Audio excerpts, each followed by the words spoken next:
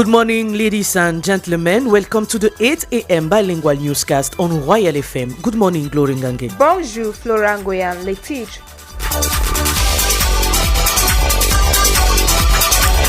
Restitution des connaissances. Plusieurs établissements scolaires du primaire sont en mode évaluation pour le compte du premier trimestre.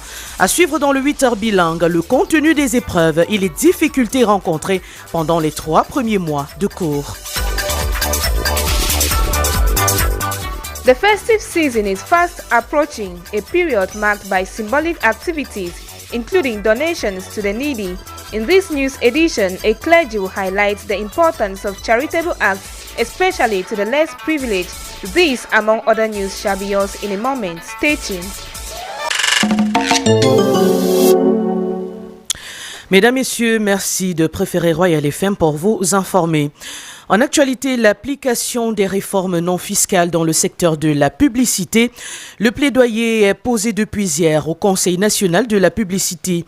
Les travaux de cette session qui consacre la fin de l'exercice 2025 sont conduits par le ministre de la Communication, René Emmanuel Sadi. En santé, élimination de la transmission du sida de la mère à l'enfant et de la prise en charge pédiatrique. Un plaidoyer est également posé pour la pérennisation de ces programmes prévu donc ce vendredi dans la région de l'Ouest. L'initiative portée par le ministère de la Santé publique, de concert avec Synergie africaine, marque la 3e étape de la campagne après Bertois et Ebolova. Elle vise également à mobiliser les acteurs au niveau régional pour la continuité des services de ces programmes. Ce 16 décembre marque la journée internationale des volontaires. Créée par l'ONU en 1985, celle-ci a pour but de promouvoir le volontariat, encourager le soutien des gouvernants et souligner les contributions à la réalisation des objectifs du développement durable. En éducation, nous vous l'annoncions en titre, l'heure est aux compositions de fin du premier trimestre dans certaines écoles primaires. Et au-delà de toutes les couvertures des programmes, et au-delà donc de la couverture des programmes, Jean-Claude Ngué a échangé avec un pédagogue sur le contenu des épreuves et les difficultés rencontrées pendant les 3 premiers mois de cours. 3 centres d'intérêt guident les évaluations permettant de jauger le niveau d'acquisition des connaissances chez les élèves du primaire pour cette composition de fin du premier trimestre. Il s'agit selon Dorothée Yabena, enseignante de la nature, le village et la ville et l'école. Dans l'approche par compétences, certaines dispositions sont prises afin de mieux évaluer les apprenants. Et cette composition se déroule dans de très bonnes conditions, sauf que nous avions changé la manière d'évaluer et la composition. Il y a toujours une différence. Il y a permutation des enseignants. La maîtresse du cours moyen 2 se retrouve actuellement au cours élémentaire 1. La maîtresse du cours moyen 1 se retrouve au cours préparatoire, ainsi de suite. Rendu à quelques jours de la fin du premier trimestre, le taux de couverture des programmes ici avoisine les 80% selon notre interlocutrice. Dorothée Yabena évoque néanmoins quelques difficultés rencontrées chez les élèves. La lecture, puisque actuellement nous n'avons plus de communication avec les élèves. En dehors de la dictée, les épreuves ont été remises et toi-même tu essayes de décortiquer pour voir ce que tu peux présenter sur la feuille. Mais nous ne baissons pas toujours les bras, nous avons toujours à remédier. La remédiation est très importante, beaucoup de devoirs à faire à la maison. Les parents, souligne l'enseignante, sont invités à suivre les enfants à la maison à travers les différents devoirs de congé. La période des vacances de fin du premier trimestre ira du lundi 23 décembre 2025 au vendredi 3 janvier 2026. Jean-Claude Ngué, chef d'ex-jeunesse et éducation à Royal FM. Et sans transition, les nouvelles hors de nos frontières, RDC-Rwanda, la situation à l'est du pays reste tendue malgré la signature de l'accord de paix entre les 2 chefs d'État hier à Washington. La désescalade militaire n'est pas une réalité et pour preuve, des violents affrontements ont été signalés ces derniers jours dans la province du Sud, Kivu. Et puis sport, le Cameroun n'a plus que 3 boxeurs à la Coupe du monde de boxe masculine 2025 à Dubaï. Chopa Tioda, de la catégorie des 92 kg, s'est incliné au point face au Sénégalais Beki. Les 3 autres boxeurs camerounais montent sur le ring ce vendredi. La suite du journal. The 11th edition of the University Festival of Arts and Culture, UNIFAC, opens today in Yaoundé.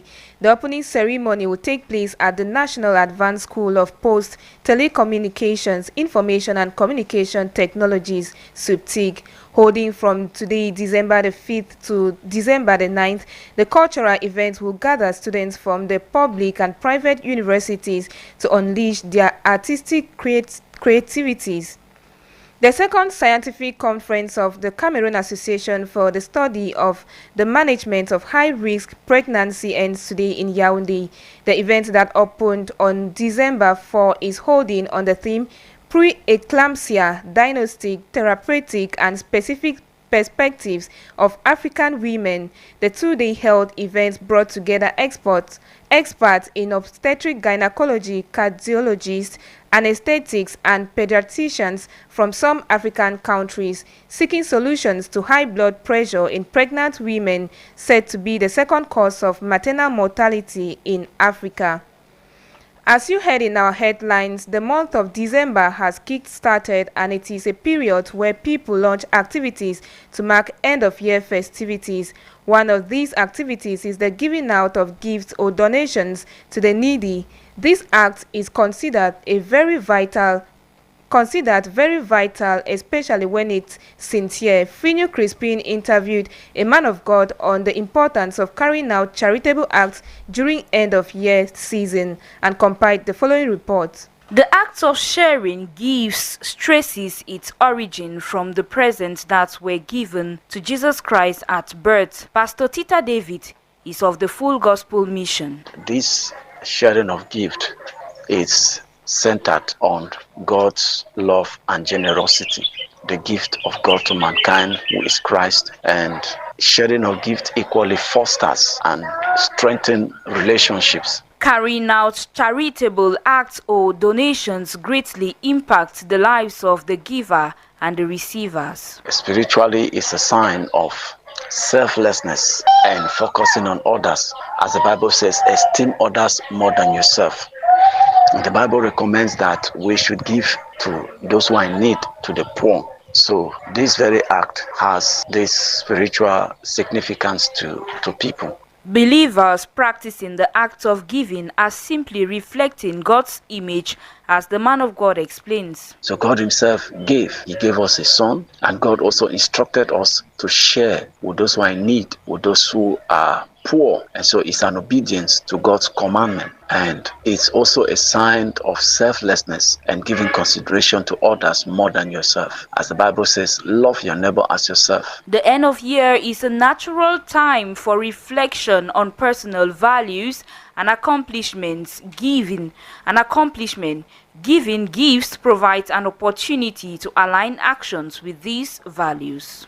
We end this national page in economy, where the Minister of Small and Medium-Sized Enterprises, Social Economy and Handicrafts, Achille Basilken III, has signed a partnership agreement of 1.5 billion CFA francs with the Cameroon Bank for Small and Medium-Sized Enterprises. This to boost financing of local businesses, particularly in the agro-pastoral and fisheries sector. Sealed in Yaoundé yesterday, December 4, the deal aims to strengthen production, reduce import dependence, and support enterprises through the government's integrated import substitution plan. Out of the country, the presidents of Rwanda and DR Congo, together with U.S. President Donald Trump, have ratified a peace agreement known as the Washington Accords for Peace and Stability. The ceremony, which held in Washington on December 4, was attended by several other heads of state from Africa, including Burundi, Kenya, Angola, and Togo. However, this major move comes amidst continuous tensions in the Democratic Republic of Congo. And in sports, the Minister of Sports and Physical Education, Professor Narcisse Moele Kombi, yesterday chaired the second preparatory meeting against the 2025 Cameroon Cup final. The meeting, which held at the Yaoundé Multipurpose Sport Complex, was to finalize logistical groundwork and ensure a seamless organization of the upcoming competition. Meantime, this year's Cameroon Cup finalists Colombe Sportif of Ja and Lobo and the Panthers Sportif of Ndeye both received 6 million francs each from the minister to support their preparations for the event on December the 14th, 2025. This brings us to the end of the 8 a.m. Bilingue news.